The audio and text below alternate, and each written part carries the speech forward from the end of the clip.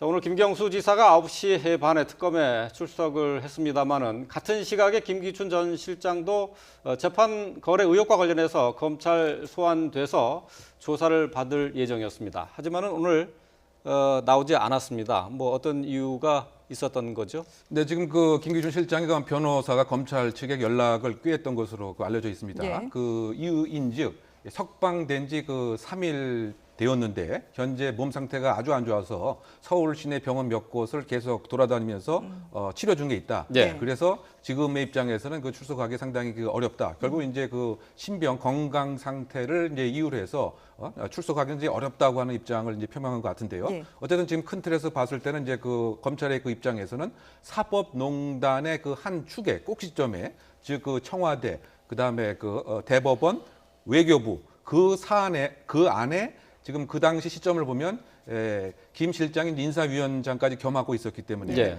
법원의 해외 파견에 관련된 것에 중요한 연결고리 역할을 할 것이다 했다라고 하는 또 문건도 네. 이번에 그 외교부의 그 압수수색을 통해서 정황이 드러난 것 같습니다. 네. 그러다 보니까 지금은 변호사의 그 이야기를 듣긴 들었지만 이제 검찰의 입장에서는 검찰의 일정한 수사 계획과 일정이 있기 때문에 만약에 응하지 않으면 체포영장까지 발부해서 소환을 하겠다 이런 입장을 검찰에서는 밝히고 있는 상태입니다. 예. 네. 변호사님도 똑같이 보고 계신가요? 뭐 일단 뭐 그렇게 강제 보도 수사를 나왔어요. 할 수 있는 가능성이 높을까요? 그러니까 저는 사실은 처음에는 김기춘 전 실장은 참고인 아니겠나 이렇게 봤거든요. 예. 그런데 뭐 체포영장 얘기 나오는 거 보면 참고인은 아니고 뭐 피의자를 보고 있다는 거죠. 그냥 재판거래 의혹에 뭐 김기춘 실장이 개입이 돼 있다고 본 것 같아요. 그러니까 지금 소식을 좀 정리를 해보면 그 임종원 전 법원행정처 차장의 USB에서 문건이 나온 건 네네. 아니고 얼마 전에 이제 외교부 압수수색하지 않았습니까? 거기서 이제 문건이 나왔는데 그 문건에 보면 당시 인사위원회 위원장이던 김기춘 전 실장과 당시 실장 비서실장이죠.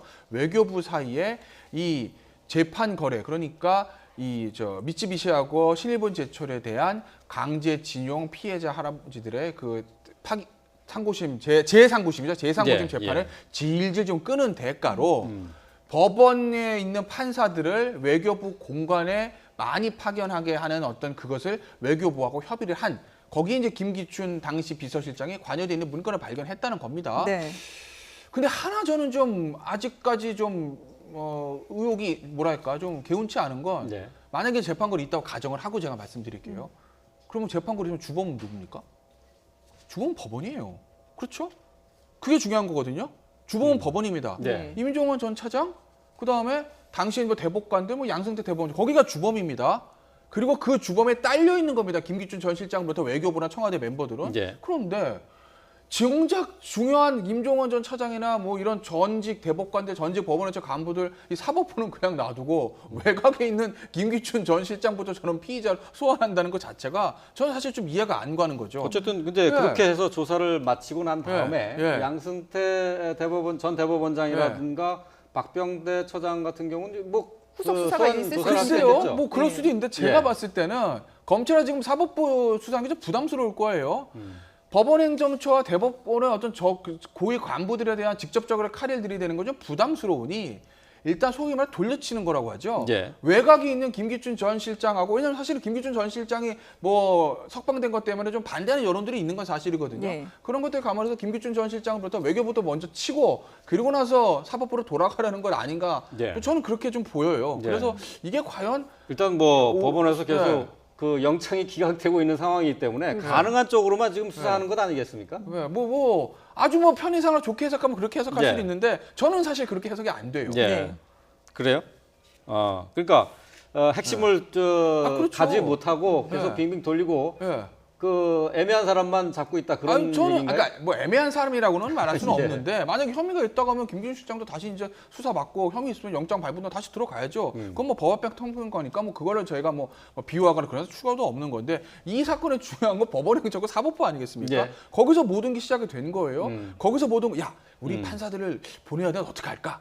야 지금 VIP가 이걸 좋아하는 거니까 이거 문건을 만들어 보자. 그걸 들고 이제 청와대 가가지고 짜잔 이렇게 갖다 바치고 자 그럼 우리 이제 협조를 해주십시오 이렇게 할 테니까 예. 저 판사들을 외교관에 공간에 많이 파견할 수 있도록 외교부에 말 좀 해주십시오. 이거 아니겠어요? 예, 그렇죠. 그럼 가장 중요한 건 만약에 참고인으로 소환하는 거라면 무리가 없는데 예, 네. 예. 체포영장까지 발부해서 피의자로 소환할 정도면 이 사건의 주범은 사법부라는 거죠. 예, 거기에 먼저 예. 잡고 거기가 중요한 건데 예. 거기는 어떻게 뭐 손도 못 대면서 왜 외곽만 치는지 저는 예. 그래서 납득이 안 돼요. 제가 뭐 검사를 알겠습니다. 안 해봐서 그런가요? 예. 저는 납득이 안 되는 예. 것 같습니다. 예, 그래서 그런지 어쨌든 뭐 현직 판사, 부장 판사가 일단 검찰에 나와서 조사를 받았어요. 네.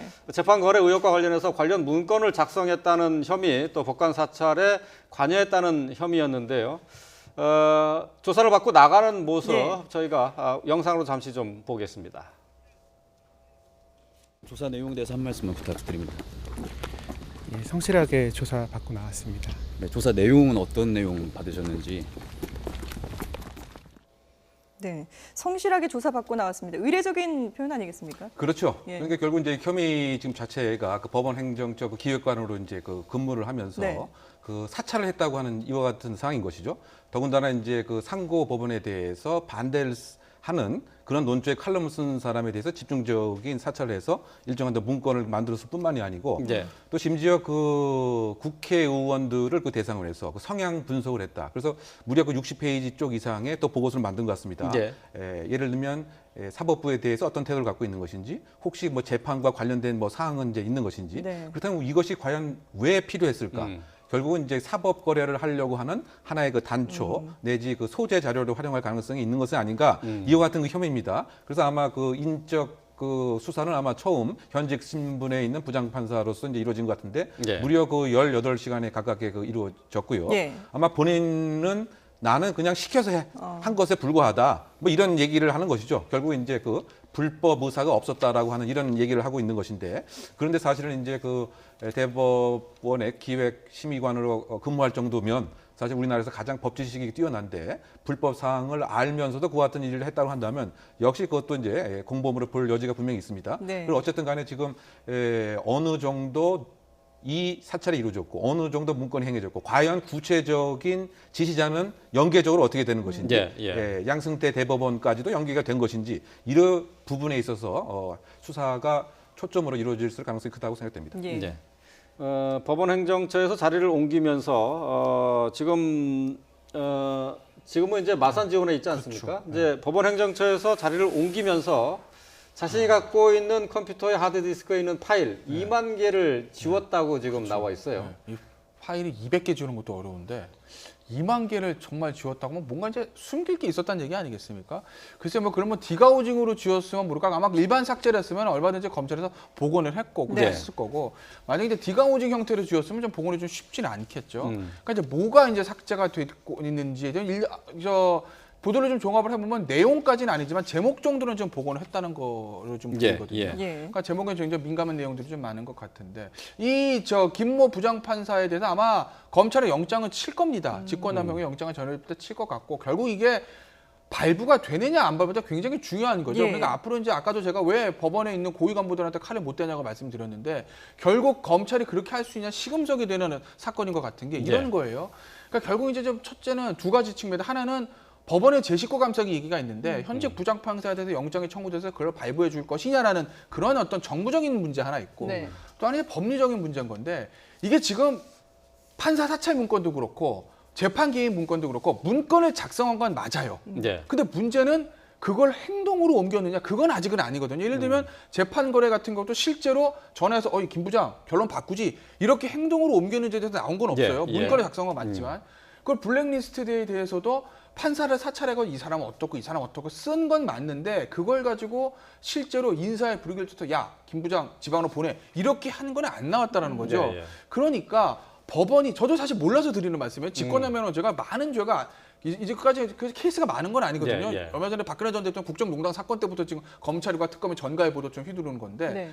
이걸 만약에 직권남용이라고 해서 이제 갔을 때 실제로 행동으로 옮기지 않고 문건을 작성한 것만 가지고 직권남용으로 볼 수 있을 것인가. 예전에 이제 그 박근혜 전 대통령 국정농단 사건에 있었던 문학의 블랙리스트는 실제로 네. 예산 배제가 행동이 이어졌는데 예. 이건 그게 아니기 때문에 과연 법원에서 영장이 청구됐을 때 행동으로 옮기지 않고 문건만 작성해 가지고 직권남용으로 볼 수 있을 것인가 안 있을 것인가에 대한 뭐 정식 재판은 아니지만 거의 첫 번째 판단에는 마찬가지거든요. 예. 여기서 어떻게 나오느냐에 따라서 향후에 이제 법원행정처에다 진짜 고위층의 고위법관들한테 칼을 들이댈 이 재판 거래 의혹에 대해서도 결국 법원이 어떻게 판단할 수 있을지 하나 가늠해 볼 수 있는 가늠자가 될 수 있기 때문에 저는 이 김모 부장판사에 대한 사법 처리 결과가 굉장히 중요하다고 보는 거죠. 예. 뭐 어쨌든 뭐 사법행정권 남용과 관련해서는 지금까지 임종원 차장 같은 경우에는 이제 압수수색이 이루어졌지만은 이제 현직 부장판사에 대해서 압수수색과 함께 검찰 조사를 받은 것은 이번 처음 아니겠습니까? 그렇죠. 앞으로 이제 양승태 전 대법원장이나 박병대 처장 같은 경우 네. 같이 영장이 청구될 가능성이 이제 훨씬 더 높아졌다고 볼 수 있나요? 영장을 청구돼도 제가 봤을 때 발부를 안 할 것 같아요. 그러니까 이게 왜 그러냐면 그래서 일종의 하나의 정책 제안인데 뭐 지금 정치권에서 여당에서 특별재판부 얘기 나오거든요. 근데 특별재판부도 좋은데 그거 하기 전에 뭘 해야 되냐면 특검을 먼저 해야 됩니다. 왜냐하면 상설 특검법 보면 어떻게 되냐면 이해상충하는 경우에는 법무부 장관이 특검을 요청할 수 있게 돼 있어요. 근데 네. 생각을 해보세요. 지금 수사 단계에서는 검찰이 수사의 주체입니다. 법원이 수사를 하면 수사의 객체예요. 근데 이게 싹 바뀌어서 기소돼서 재판이 하게 되면 법원이 재판의 주체고 검찰은 재판의 객체가 돼요. 네. 주체가 객체 바뀌는 것이거든요. 검찰과 법원은 어찌됐든 간에 두 조직은 이해가 상충될 수밖에 없는 조직인 거죠. 그러니까 이 수사와 재판에 있어서 수사 시작부터 재판 끝날 때까지 이 두 기관의 알력의 문제가 계속 나올 수밖에 없거든요. 예. 그렇다고 보면 이런 문제야말로 상설특검법에 따라 특검을 꾸려가지고 법원 법원행정처에 있었던 전 고위층에 대한 수사를 하는 게 맞고 예. 그렇다고 보면 재판도 특별재판부를 뭐 특별법 하나 만들든지 해서 특별재판부를 구성해서 수사와 재판을 해야 예. 그래야 이게 결론이 어떻게 나오든지 간에 의혹이 말까말 해소가 되지 예. 지금 상태에서는 아마 수사 시작 지금부터 그렇지만 재판 끝날 때까지 뭐 법원과 검찰의 조직 이기주의 알력이다 뭐 검찰이 과도하게 법원에 칼을 들이댄다 법원은 과도한 제 식구 감싸기다 이 얘기가 끝까지 나올 거예요. 예. 지금 말씀하신 것처럼 앞으로 법원에서 관련 이와 관련해서 어떤 식으로 이제 또 처리를 해 나갈지 좀 지켜봐야 될 것 같은데요.